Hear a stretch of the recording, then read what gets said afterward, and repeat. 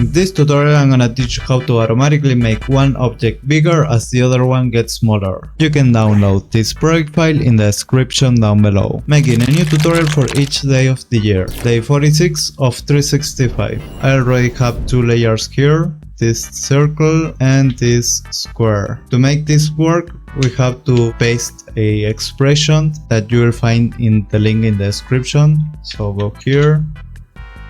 You have to select all this text and copy with Ctrl+C. Now go back to your composition and press S to open the scale. It could be for any of the two objects. So I'm gonna press S for this square and Alt click this stopwatch.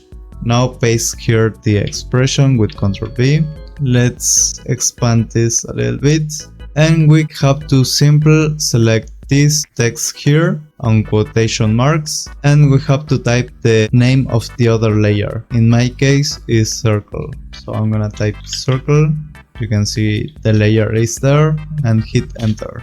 And now I can move the scale of the circle, and it will also move the scale of the square in the opposite way. So the circle gets bigger and the square gets smaller. We can also animate this. I'm gonna make this circle bigger and then smaller like this, and then back to normal. I'm gonna assist these two keyframes with F9, and we already have this animation. You can download this project file in the description down below, and I'll see you in the next tutorial. See ya!